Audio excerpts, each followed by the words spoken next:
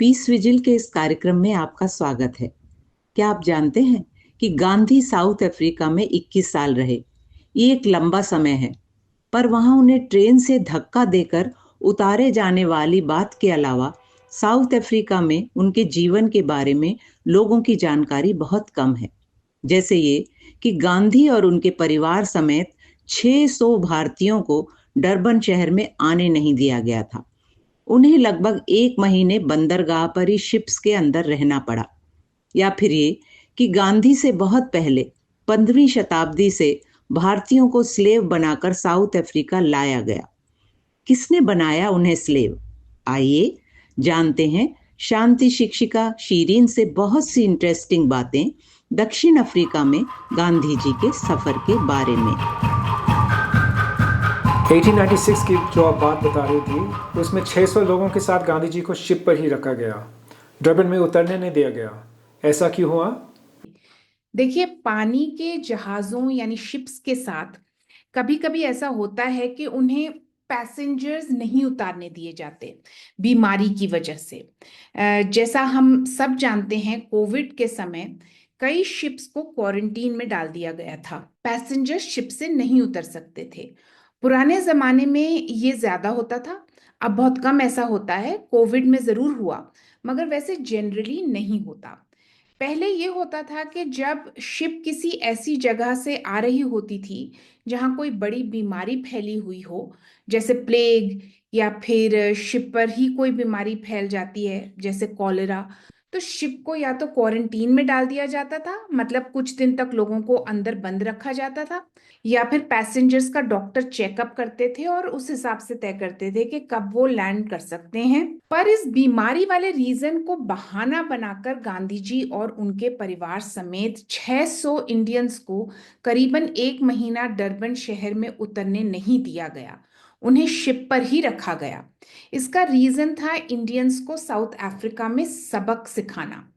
Last lecture में, जो हमारा लास्ट एपिसोड था, उसमें मैंने आपको बताया था कि गांधी जी साउथ अफ्रीका 1893 में आए थे और किस तरह वो भारतीयों पर हो रहे अत्याचार के खिलाफ काम करने लगे। जी, लास्ट एपिसोड का लिंक हम डिस्क्रिप्शन में दे देंगे अगर किसी से मिस हो गया हो।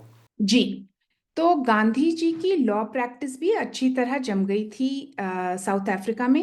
1896 में गांधी जी ने तय किया कि अब वो साउथ अफ्रीका में ही बस जाएंगे और अपनी फैमिली को लाने के लिए वो इंडिया गए।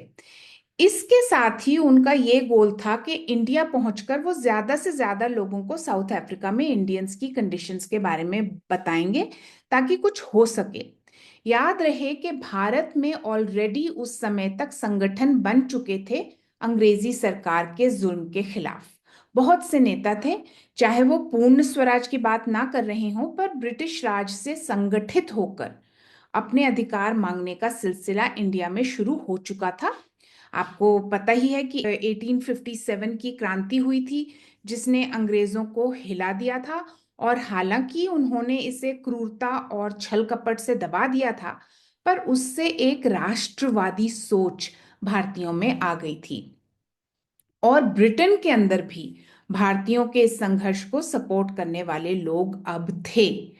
पर साउथ अफ्रीका में इंडियंस के साथ क्या हो रहा है, इसके बारे में जानकारी समाज में अभी इतनी नहीं थी, ना के बराबर थी। तो ऐसे में गांधी जी ने पूरी कोशिश की अपनी 1896 की ट्रिप में कि साउथ अफ्रीका में इंडियंस की कहानी इंडिया और इंग्लैंड तक पहुंचे। इसके लिए उन्होंने एक रिपोर्ट लिखी जिसके बारे में मैंने आपको पिछले एपिसोड में बताया था। उसे ग्रीन पैम्फलेट कहते हैं। उन्होंने ये राजकोट में इसको पब्लिश किया जब वो वहां पहुंचे गुजरात 1896 में, और उन्होंने इसे सब जगह फैलाया, इंटरनेशनल प्रेस में और यहाँ तक कि ब्रिटिश पार्लियामेंट में भी, कि इंडियंस के साथ साउथ अफ्रीका में क्या हो रहा है। यहाँ ये बता दूं मैं आपको कि इसी साल द टाइम्स लंदन, जो कि बहुत मशहूर अखबार है, उस समय भी था, उसने छापा कि दक्षिण अफ्रीका में गांधी जी द्वारा भारतीयों के लिए किए जा रहे उनके प्रयास उन्हें सम्मान का हकदार बनाते हैं। मतलब गांधी के काम की सराहना इतने बड़े अखबार में, और वो भी उस देश के अखबार में जिसकी सरकार के अन्याय के खिलाफ वो लड़ रहे थे, उसमें गांधी जी की तारीफ हुई। उस समय वो 25 साल के थे।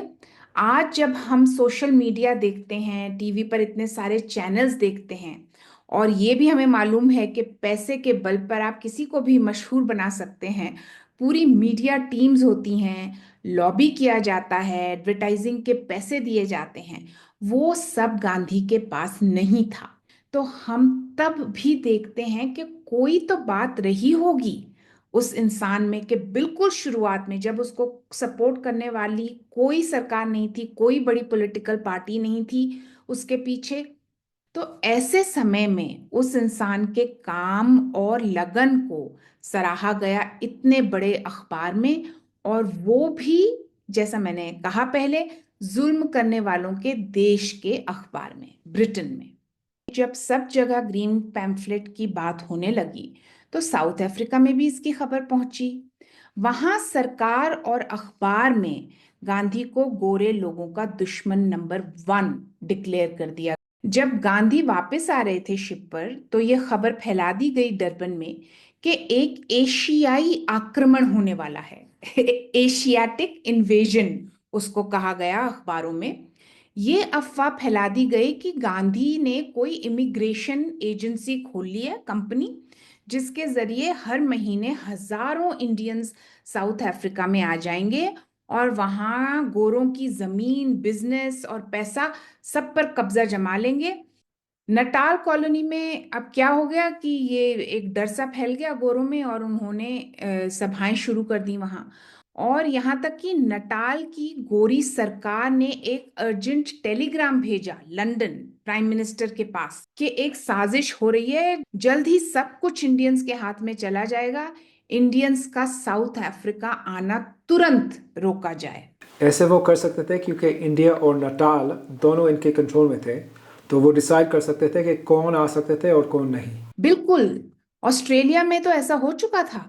वहां न्यू साउथ वेल्स कॉलोनी जो थी ब्रिटेन की, उसने चाइनीज लोगों के आने पर रिस्ट्रिक्शंस लगा दी थी, और जो चाइनीज वहां ऑलरेडी रह रहे थे न्यू साउथ वेल्स में, उन पर भारी टैक्स लगाना शुरू कर दिया था। ऑस्ट्रेलिया में चाइनीज साउथ अफ्रीका में इंडियंस की तरह गिरमिटिया मजदूरी के लिए लाए गए थे। यहाँ ये मैं जरूर बताना चाहूंगी, और ये बहुत इंपॉर्टेंट बात है, इसको याद रखें, कि ब्रिटिश साम्राज्य में स्लेवरी या गुलामी, स्लेवरी एबॉलिशन एक्ट 1833 के अंतर्गत खत्म कर दी गई थी।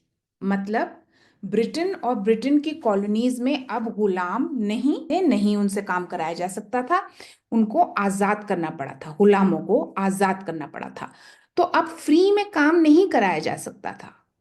अंग्रेजों ने क्या किया कि एक नया तरीका ढूंढा काम कराने का, सस्ते मजदूर, कि चलो भाई फ्री में नहीं करा सकते तो कम से कम हम खर्चे पे अगर ला सके उन्हें, तो वो बेस्ट हमारा नेक्स्ट ऑप्शन है। और ये क्या था? सस्ता मजदूर, सस्ता श्रम। इसका जो हम एक वर्ड में समझ सकते हैं, गिरमिटिया मजदूर, जो अग्रीमेंट के जरिए मजदूर लाए जाते थे एक कॉन्ट्रैक्ट के अंतर्गत। ये गुलामी की एक नई व्यवस्था थी। मैं इसके बारे में बहुत डिटेल में इसलिए नहीं जाऊंगी कि पिछले एपिसोड में हमने इस पर काफी बात की है।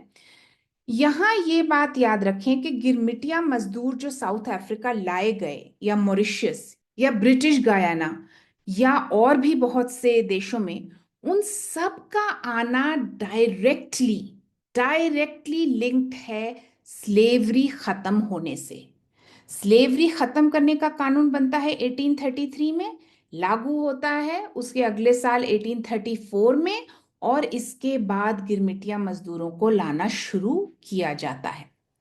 ये एक तरह की बंधुआ मजदूरी थी। आप एक कॉन्ट्रैक्ट साइन कर देते थे, ज्यादातर लोगों को तो पता भी नहीं होता था कि उन्हें वो किस चीज पर अपना अंगूठा लगा रहे हैं, ये जो एक पेपर था। फिर हजारों मील दूर उन्हें दूसरे देशों में ले जाया जाता था, ये झांसा देकर के तुम्हें बहुत अच्छी पगार मिलेगी, कुछ सालों में तुम्हें अपनी जमीन मिल जाएगी, एटसेट्रा एटसेट्रा। और फिर वहां पहुंचकर उन्हें पता चलता था कि वो लगभग गुलाम हैं। इन इंडियंस को गोरे लोग कुली कहते थे। आज साउथ अफ्रीका में इस शब्द का प्रयोग स्वीकार्य नहीं है, एक्सेप्टेबल नहीं है। पर जिस समय गांधी साउथ अफ्रीका आए थे उस समय इंडियंस को इसी नाम से पुकारा जाता था। गांधी जी हालांकि गिरमिटिया मजदूर की कैटेगरी में नहीं आते थे, मगर सभी इंडियंस को जनरली हकारत से यही कहा जाता था, कुली। वैसे तो मतलब इंडिया में कूली का मतलब ये है कि जो आपका सामान उठाते ट्रेन स्टैंड या बस स्टैंड पे, इंग्लिश में जिसे पोर्टर कहते हैं। इंडिया में ये मीनिंग है, आपने सही कहा, पर साउथ अफ्रीका में इसका मतलब था भारत और चाइना से आए एक तरह के बंधुआ मजदूर। अच्छा, चाइना से भी? जी जी। और आगे हम जानेंगे उनके बारे में भी। बेसिकली कुली वो मजदूर थे जिन्होंने कॉन्ट्रैक्ट साइन किया था जिससे अब वो नहीं निकल सकते थे या ऑलमोस्ट उनका नामुमकिन था निकलना। खेती के कॉन्टेक्स्ट में जिसे हम अंग्रेजी भाषा में सर्फ कहते हैं, SERF, वो मैंने कूली शब्द की साउथ अफ्रीका में यूजेज के बारे में जो समझा है वो ये है कि अगर आप बहुत सिंपलिस्टिक रूप में इसे देखते हैं तो आप इसको अनस्किल्ड लेबरर कहेंगे, मेहनत करने वाला इंसान जिसे आप बहुत कम पैसे में कुछ भी काम निकलवा सकते हैं। खेती करवा लो, सामान उठवा लो, सफाई करा लो, श्रमिक इंसान जिसकी मेहनत पर बहुत से बिजनेस चलते हैं। पर अगर आप इसकी शाब्दिक तह में जाएंगे तो कोले का मतलब स्लेव होता है टर्किश में, जो फिर हिंदुस्तानी में भी आया कुली बनकर। अब इस्तेमाल नहीं होता है, पर अगर आप पुरानी एक डिक्शनरी है जिसके बारे में मुझे डॉक्टर शमसुल इस्लाम ने बताया, Hindustani and English by Duncan Forbes, उसमें कुली का मतलब स्लेव भी है, लेबरर भी है, पोर्टर भी है, पोर्टर मतलब जो सामान उठाता है, और स्लेव भी है। उन्होंने मुझे ये भी बताया कि कंस्ट्रक्शन में जो महिला वर्कर्स होती हैं इंडिया में उनको भी कुली कहते हैं, जो कंस्ट्रक्शन का काम करती हैं। और इंटरेस्टिंगली मैंने ये भी जाना कि तमिल में कुली का मतलब डे लेबरर होता है, दिहाड़ी मजदूर। याद रहे कि आज जो तमिलनाडु है उस एरिया से बहुत इंडेंचर्ड लेबरर्स मतलब गिरमिटिया मजदूर साउथ अफ्रीका आए थे। तो ये एक बैकग्राउंड है इस शब्द की यूजेज का। Very interesting. साउथ अफ्रीका में इंडियंस के हिस्ट्री जानने से कितनी सारी बातें सामने आती है। एक ये बात ही पिछली वीडियो के बाद हमारे पास एक सवाल आया है कि क्या गिरमिटिया मजदूरों से पहले भी साउथ अफ्रीका में इंडियंस थे? क्या इसका कोई रिकॉर्ड है? जी हाँ, जी हाँ, अगर खोजें तो मिलता है। ये असल में काफी इंपॉर्टेंट सवाल है, तो थोड़ा इसको समझ लेते हैं। ब्रिटेन के अलावा और भी कॉलोनियल शक्तियां थीं जिन्होंने भारत के कई हिस्सों पर कब्जा किया और अफ्रीका के भी कई हिस्सों पर कब्जा किया। जैसे पोर्चुगीज की अगर हम बात लें तो इंडिया में ब्रिटिश ईस्ट इंडिया कंपनी के कई पहले पहुंच गए थे ये। मतलब मैं 15वीं शताब्दी के अंत की बात कर रही हूँ। आपने वास्को ड गामा का नाम तो सुना ही है। तो ब्रिटिश ईस्ट इंडिया कंपनी से 100 साल से भी ज्यादा पहले पोर्चुगीज इंडिया पहुंच गए थे। ये देखिए, इनकी काफी सारी कॉलोनीज थी इंडिया में और कुछ इनमें से सैकड़ों सालों तक इनके कब्जे में रही, जैसे कि गोवा। उसी तरह अफ्रीका में भी इन्होंने जोर जबरदस्ती और चालाकी से जमीनें हड़पी। इनमें मोजाम्बिक और अंगोला भी थे। भारत से लोगों को लाया गया यहाँ काम कराने के लिए और इनमें से कुछ इंडियंस दक्षिण अफ्रीका भी आ गए। अच्छा, इसी तरह डच ईस्ट इंडिया कंपनी भी भारत से लोग लेकर आई अफ्रीका में और उनकी एक कॉलोनी थी दक्षिण अफ्रीका में जिसका नाम था केप ऑफ गुड होप, जिस एरिया में आज केप टाउन नामक मशहूर शहर है वो एरिया। तो डच ईस्ट इंडिया कंपनी की 17th, 18th और 19th सेंचुरी में इंडिया में कॉलोनीज थीं और 16th और 17th सेंचुरीज में केप ऑफ गुड होप उनके हाथ में था। इस पीरियड में क्या है कि काफी इंडियंस साउथ अफ्रीका लाए गए गुलाम बनाकर, स्लेव बनाकर डच ईस्ट इंडिया कंपनी द्वारा। अच्छा, यहाँ देखिए मैं आपको एक डाटा थोड़ा दिखाती हूँ कि 1652 से 1808 तक काफी लंबा समय है, 150 साल से ज्यादा। इसमें करीबन 76,000, 63,000 स्लेव्स डच जो ईस्ट इंडिया कंपनी थी और प्राइवेट डच लोगों द्वारा केप कॉलोनी में लाए गए। इसमें 26.4% अफ्रीकी मूल के थे, 25.9% इंडियन मूल के थे, और इसमें श्रीलंका भी शामिल था। हालांकि ज्यादातर इंडिया से ही थे उसमें स्लेव्स। मैडागास्कर से थे, इंडोनेशिया से थे। अगर आप ध्यान से देखें तो करीबन 1/4 गुलाम इंडियन और श्रीलंकन थे, ज्यादा इंडियन थे जैसे मैंने बताया। ये पूरा इतिहास समझना बेहद जरूरी है अगर आप कॉलोनियलिज्म मतलब उपनिवेशवाद के खिलाफ संघर्ष को ट्रांस कॉन्टिनेंटल नजरिए से समझना चाहते हैं। जाहिर है कि यहाँ हम एशिया और अफ्रीका की बात कर रहे हैं। दोनों ने ही यूरोपीय कॉलोनियलिज्म की मार सही और इसके खिलाफ संघर्ष किया। गांधी जी इन दोनों के बीच की कड़ी का एक बहुत महत्वपूर्ण हिस्सा हैं। हम अगर इस इतिहास को समझेंगे तो हम ये भी समझ पाएंगे कि गांधी जी ने वो क्या खास चीजें साउथ अफ्रीका में सीखी जिनसे बाद में वो भारत के अंदर इतनी बड़ी स्वतंत्रता की लड़ाई का नेतृत्व कर सके, छुआछूत के ताकतवर विरोधी बने और सांप्रदायिकता का डटकर मुकाबला किया। तीनों चीजों का बेसिस साउथ अफ्रीका में उनके अनुभव हैं। ये तो बहुत इंटरेस्टिंग बात है कि कास्ट और कम्युनलिज्म पर काम का कनेक्शन भी साउथ अफ्रीका से ही। जी हाँ, और आगे के एपिसोड्स में मैं इन पर बात करूंगी। अभी के लिए हम जरा देख लें एक बार कि इंडियंस की क्या मेन कैटेगरीज थी साउथ अफ्रीका में, चाहे ब्रिटिश कॉलोनीज में हो या अफ्रीकानर कंट्रोल्ड एरियाज में। मैं पहले बता चुकी हूँ कि अफ्रीकानर वो लोग थे जो डच ओरिजिन के थे, नेदरलैंड से आए थे, और उनकी सरकार नेदरलैंड से उनको रूल नहीं करती थी। उन्होंने साउथ अफ्रीका में ही अपनी सरकारें बना ली थी। इन लोगों को अफ्रीकानर लोग कहते हैं। तो सबसे पहले कैटेगरी जो इंडियंस की हमने देखी वो है स्लेव लोग, स्लेव बनाकर लाए गए लोग। ये गिरमिटिया मजदूरों और गांधी जी के आने से बहुत पहले यहाँ साउथ अफ्रीका में थे। इंडियन स्लेव पॉपुलेशन का काफी बड़ा हिस्सा अफ्रीकियों और इंडोनेशिया के गुलामों के साथ घुल मिल गया और इनके वंशज केप कलर्ड आबादी का हिस्सा हैं। केप कलर्ड लोग बहुत मिश्रित डीएनए रखते हैं। स्लेव पॉपुलेशन में आपको यूरोपीय डीएनए भी बहुत मिलता है क्योंकि स्लेव्स के मालिक जो कि गोरे थे अपने गुलामों का यौन शोषण करते थे। क्या कोई रिकॉर्ड है कि जो इंडियन स्लेव्स थे इन्होंने अपनी आज़ादी के लिए भी कोई लड़ाई की? गुलामों ने अपनी आजादी के लिए केप में कई कोशिशें की और इंडियन मूल के गुलामों में कई नाम इन कोशिशों में सामने आते हैं। ये जो कोशिशें थी वो ज्यादातर व्यक्तिगत प्रयास होते थे, मगर कुछ जबरदस्त रिवोल्ट्स भी मतलब विद्रोह भी हुए हैं व्यक्तिगत प्रयास में। जैसे एक नाम मैं आपको बताती हूँ, मालाबार के कुपीडो का। मालाबार मतलब वो केरल के थे।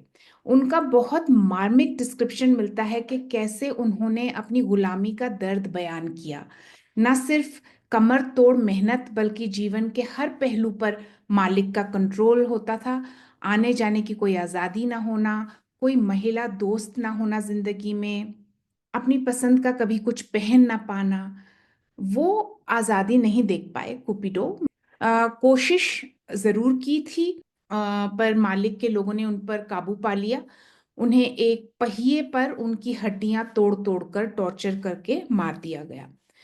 बंगाल और मालाबार दोनों से ही इंडियन स्लेव्स की कहानियां हमें मिलती हैं इतिहास में। बंगाल से एक स्लेव का नाम हमारे पास आया है हिस्ट्री में जो अपने मालिक से भागने में सफल हुए। उनका नाम था अलेक्जेंडर। स्लेव का नाम था अलेक्जेंडर। अलेक्जेंडर अपने मालिक से भागने में सफल हुए पर फिर बाद में पकड़े गए और उन्हें 25 साल की कठोर श्रम की सजा हुई, वो भी बेड़ियां पहनकर उन्हें ये श्रम करना था। पर वो वहां से भी भाग निकले। इस बार जब उन्हें पकड़ा गया तो उनके शरीर को 8 हिस्सों में काट कर उनका कत्ल किया गोरे लोगों ने। और ऐसे और भी हमें केसेस दर्दनाक मिलते हैं।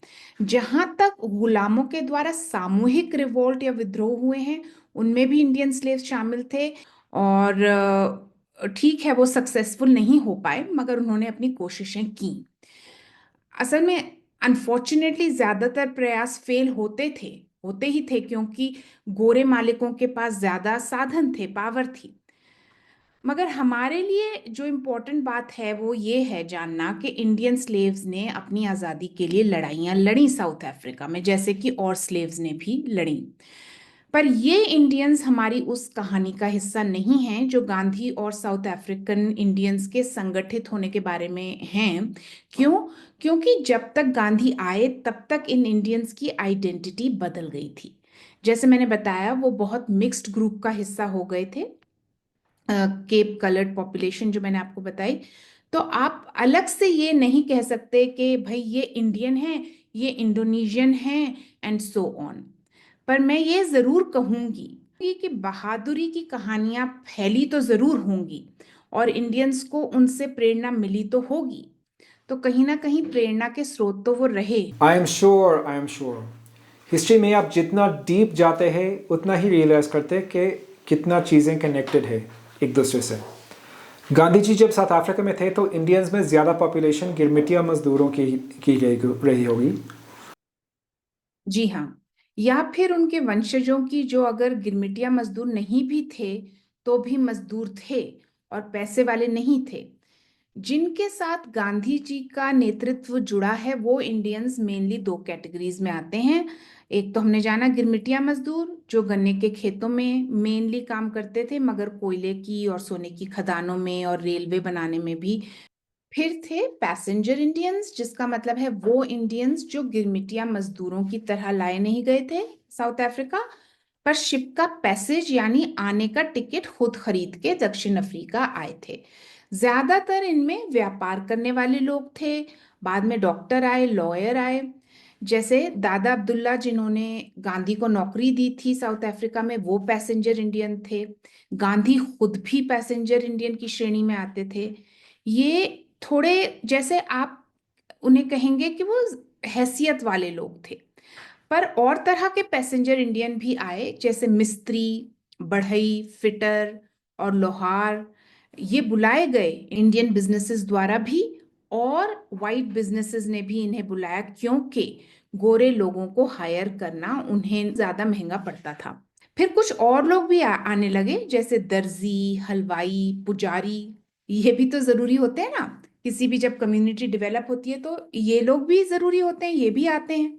मेजॉरिटी जो इंडियंस की थी साउथ अफ्रीका में, जैसा आपने कहा, वो वर्किंग क्लास लोग थे, जिनका फायदा गोरी सरकारें, चाहे ब्रिटिश हों या अफ्रीकानर, दोनों ही उठा रही थी।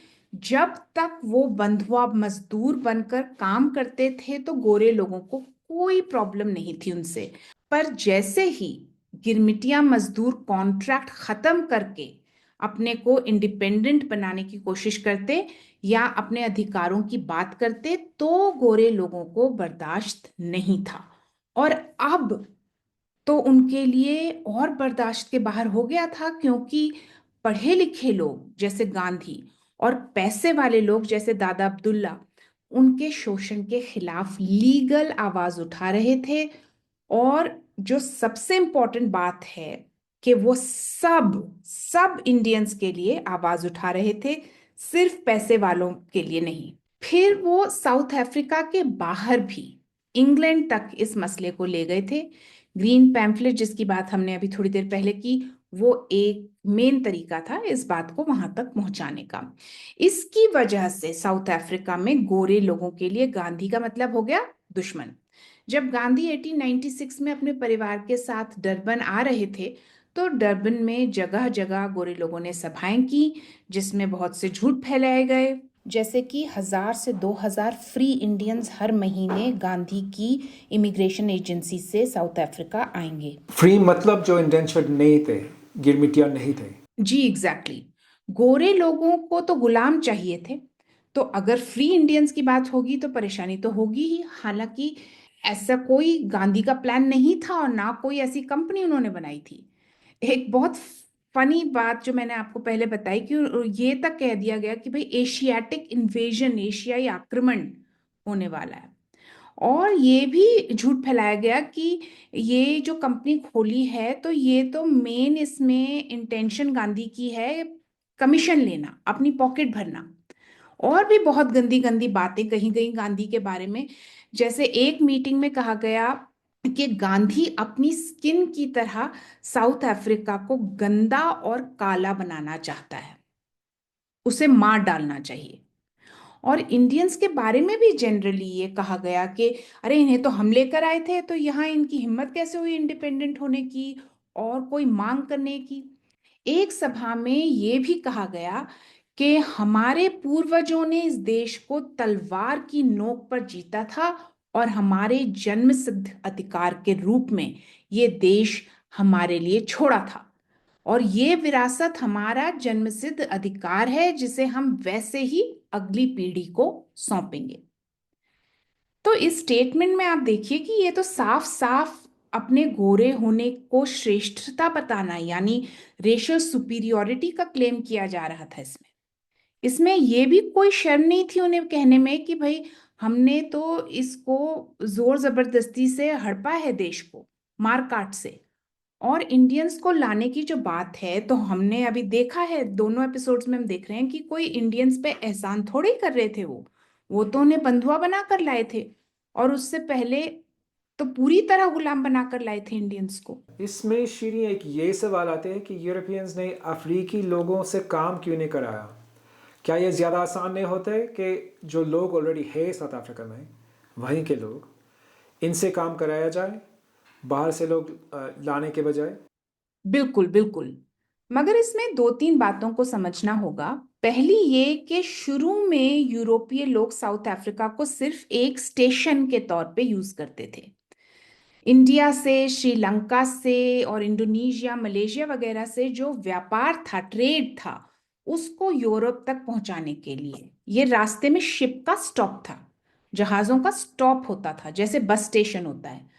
मसाले, कपड़े, कॉटन, सिल्क, नील, नील जो था रंग मतलब इंडिगो, हीरे जवाहरात, ये सब चीजें शिप्स से जाती थी यूरोप। क्योंकि लैंड से आप जाएंगे तो अलग अलग किंगडम्स पड़ेंगे, सबकी परमिशन चाहिए, डकैती हो सकती है, और बड़ी क्वांटिटीज जब होती हैं सामान की तो शिप से जाना सबसे ज्यादा आसान होता है। बड़ी बड़ी कंपनियां आज भी शिप्स ही इस्तेमाल करती हैं, जैसे Dutch east India company, British east India company करती थी। आज भी सबसे ज्यादा आसान और सबसे ज्यादा जो तरीका इस्तेमाल होता है सामान इंटरनेशनल ट्रेड को इधर से उधर सामान पहुंचाने का, वो शिप ही है। उस समय जिस जगह पर यूरोपियंस ने स्टेशन बनाया वो था केप टाउन एरिया, और जिसकी पहले हम बात कर चुके हैं। तो वहां जो अफ्रीका के मूल निवासी रहते थे उस एरिया में, उनकी जगह तो इन्होंने बल से, हिंसा से ली, उनसे छीनी। तो उनसे तो फिर काम करवाया नहीं जा सकता, उनको तो उन्होंने वहां से भगा दिया था। फिर धीरे धीरे क्या हुआ कि कॉलोनीज बनने लगी, जब पता चला कि भाई ये तो बड़ी अच्छी जगह है रहने की, खेती बाड़ी भी की जा सकती है यहाँ, खास तौर से शुगर केन की खेती होने लगी, फिर अंगूर की भी हुई बाद में। पर नटाल में शुगर केन की मतलब गन्ने की खेती यहाँ बहुत अच्छे से हो सकती थी, उन्होंने पाया। तो खूब प्रॉफिट कमाया जा सकता था चीनी बनाकर।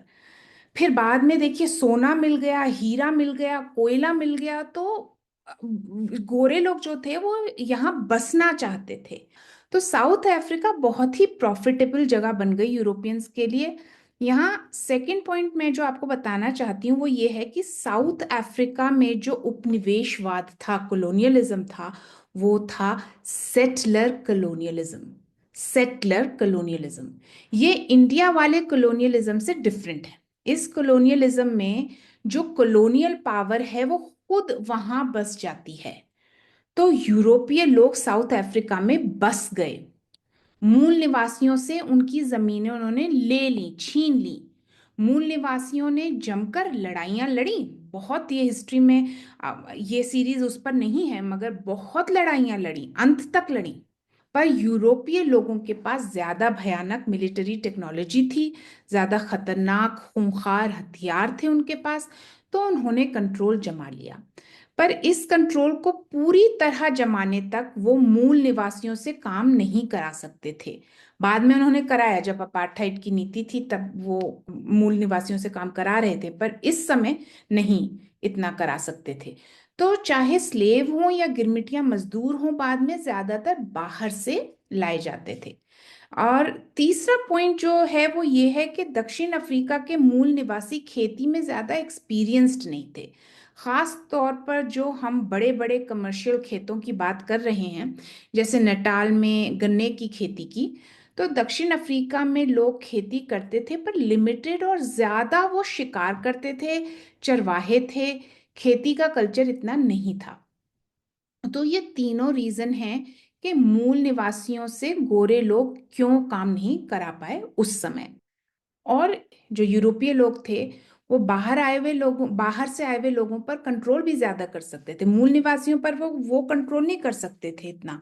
जब जब कोई बाहर से आता है तो उस पर ज्यादा कंट्रोल इसलिए हो सकता है कि वो उसकी अपनी जगह नहीं है, उसको पता नहीं है क्या करना है मुझे, मैं कहाँ जा सकता हूँ, मुझे कहाँ से मदद मिल सकती है। आप सुन रहे थे पीस विजिल का प्रोग्राम दक्षिण अफ्रीका में गांधी का दूसरा भाग। कहानी आगे जारी रहेगी। ये सीरीज आपको पसंद आए तो लाइक और सब्सक्राइब जरूर कीजिएगा। कोई प्रश्न हो तो कमेंट्स में लिखें। पीस विजिल शांति शिक्षा का काम करने वाली संस्था है। याद रहे, शांति के लिए हम सबके साथ की जरूरत है।